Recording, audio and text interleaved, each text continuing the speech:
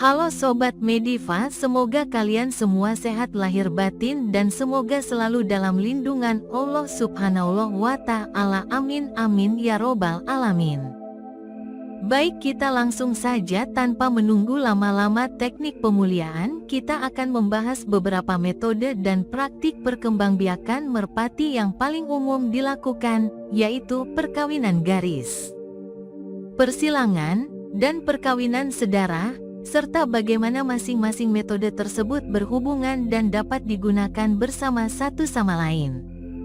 Tujuannya adalah memberi kita gambaran tentang apa saja yang terlibat tanpa pelajaran sains yang berat. Meskipun demikian, jika kita ingin benar-benar mendalami penelitian sendiri, akan ada beberapa tautan dan referensi untuk bacaan lebih lanjut. Pemuliaan garis perkawinan garis dalam merpati seperti yang dibicarakan dan dipraktikkan saat ini sebenarnya merupakan bentuk perkawinan sedara sampai tingkat tertentu, dan oleh karena itu sering disalahartikan sebagai satu kesatuan. Hal ini dapat dimengerti, dikenal juga sebagai landasan perkembangbiakan selektif. Perkembangbiakan garis pada merpati pada dasarnya melibatkan perkembangbiakan di sekitar seekor merpati. Tetapi terkadang sepasang merpati asli, dalam upaya untuk memupuk dan meningkatkan potensi reproduksi sifat-sifat menguntungkan yang terkait dengan genetika asli, sedang berkembang biak di sekitar. Selain itu, dengan mengawinkan secara garis, line breeding, dan bukan dengan mengawinkan silang, akan dibahas lebih lanjut nanti. Kami berupaya mempertahankan kualitas burung asli daripada menguranginya, atau, yang lebih penting, menambah kualitasnya. Dalam bentuk aslinya, garis perkembangbiakan dapat ditelusuri kembali ke seekor burung juara.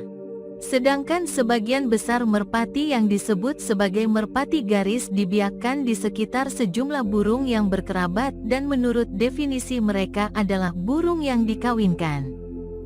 Perkawinan garis vs perkawinan sedara, kita tidak dapat menyangkal pernyataan di atas untuk mengurangi kebingungan yang ditemui ketika mendefinisikan apa sebenarnya yang dimaksud dengan perkembangbiakan merpati dan bagaimana kaitannya dengan perkawinan sedara. Daripada mencoba menunjukkan apa yang membuat perkawinan sedara berbeda dengan perkawinan sedara, akan jauh lebih mudah untuk menerima perkawinan sedara sebagai suatu bentuk perkawinan sedara. Dengan perbedaannya terletak pada sejauh mana atau sejauh mana suatu burung dikawinkan. Misalnya, ayah dengan anak perempuannya atau ibu dengan anak laki-lakinya. Kita mungkin menganggapnya sebagai perkawinan sedara yang ekstrim, sedangkan memasangkan saudara tiri dengan saudara perempuan tiri, sebaliknya, adalah bentuk perkawinan sedara yang lebih ringan dan kemungkinan besar akan terjadi seiring upaya kita untuk mempertahankan hubungan kita. Garis keturunan yang dipilih melalui proses pemuliaan garis. Contoh pemuliaan garis di bawah ini contoh persilangan galur melalui 3 generasi yang mempertemukan pejantan asli dengan anak perempuan terbaiknya, extremely inbrida. Perkawinan silang, outcrossing. Perkawinan silang atau outcrossing, seperti yang kadang-kadang dikenal, pada dasarnya adalah ketika kita mengawinkan merpati dari strain yang berbeda. Biasanya tidak mempunyai nenek moyang yang sama dalam 5 generasi sebelumnya. Kita mungkin ingin memasukkan gen baru ke dalam kelompok, atau sekadar ingin membiakkan burung yang lebih dinamis dengan vitalitas yang lebih tinggi. Persilangan 2 garis keturunan yang berbeda cenderung menghasilkan anak-anak yang lebih dinamis dengan vitalitas yang meningkat.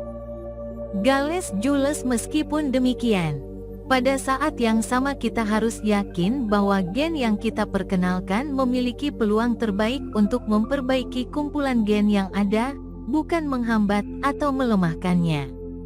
Oleh karena itu, sekali lagi, pengelolaan loteng dan pencatatan yang tepat harus ditekankan saat memperkenalkan keturunan baru. Mungkin menganggap putaran awal anakan sebagai prototipe yang perlu diuji, stres, sebelum kita benar-benar menerima pasangan peternak baru ke dalam kandang atau strategi jangka panjang. Katakanlah kita membiakkan 3 atau 4 anak burung dari pasangan persilangan yang sama, sekarang lihatlah mereka sebagai satu unit kolektif. Bagaimana kinerja burung-burung ini secara keseluruhan akan memberitahu kita banyak hal tentang efektivitas keseluruhan dari suatu pasangan pembiakan. Pengujian mungkin dilakukan selama pelatihan atau lomba burung muda. Kita harus bertanya pada diri sendiri apakah mendapatkan satu merpati yang layak dari 4 merpati benar-benar merupakan hasil yang positif untuk pasangan uji.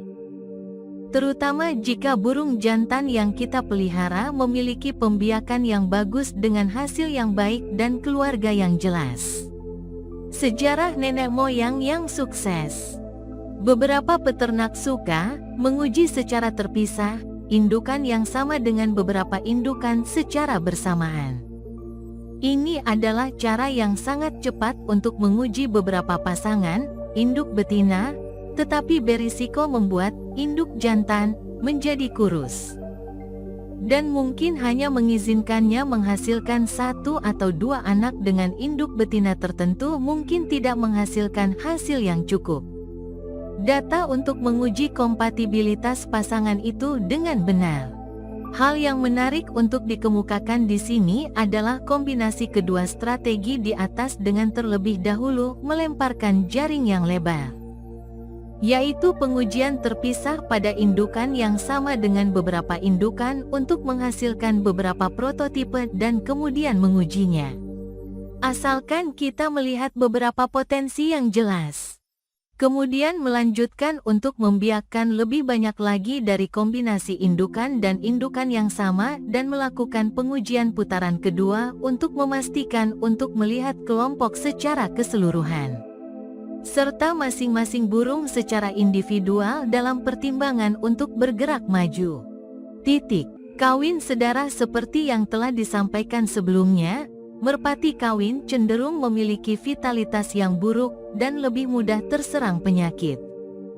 John Halstead menyebutkan bahwa ia mencoba untuk mempertahankan tema persilangan dalam pembiakannya dan selanjutnya menyatakan bahwa ia jarang mengawinkan merpati terlalu dekat.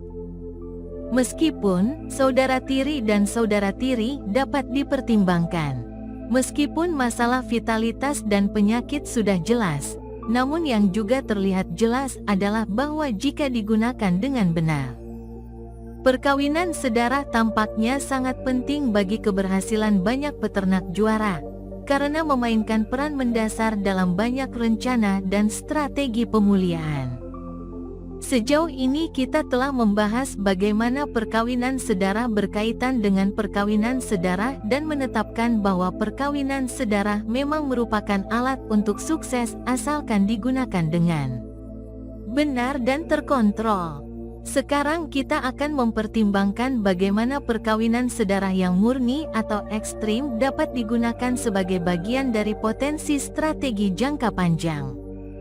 Peternak super, ada beberapa kasus di mana perkawinan sedara yang sangat dekat digunakan untuk menghasilkan merpati yang dibiakkan dengan gen tertentu hanya untuk ternak. Seolah-olah generasi selanjutnya sedang dipersiapkan atau direkayasa untuk menjadi pemelihara super terlebih dahulu. Mari kita periksa gagasan ini lebih dekat dengan menggunakan bagan yang sangat sederhana yang menunjukkan perkawinan sedara hanya dalam satu generasi diikuti dengan contoh kasus kehidupan nyata. Pada grafik di bawah ini kita dapat melihat bahwa perkawinan sedara antara burung induk jantan asli dan anak perempuan terbaiknya menghasilkan kita pembawa gen induk jantan asli yang dapat diandalkan walaupun burung tersebut memiliki vitalitas yang rendah. Oleh karena itu, merpati ini tidak boleh dilombakan atau dinilai berdasarkan performa apapun. Kami kemudian mengawinkan induk tersebut dengan burung-burung dari strain yang sama sekali berbeda untuk menghasilkan anak-anak yang dinamis dengan vitalitas yang baik dan kemungkinan yang sangat baik untuk membawa genetika yang diinginkan dari indukan asli. Konsep yang ditunjukkan di atas adalah rincian yang lebih sederhana yang terinspirasi oleh sebuah karya menarik yang ditulis oleh Stephen van Bremen. Stephen menjelaskan bagaimana ia menciptakan peternak super yang berasal dari seekor merpati bernama Old Clarence. Stephen melakukan ini melalui banyak generasi selama 25 tahun, di mana dia memasangkan cucu-cucu Clarence tua satu sama lain.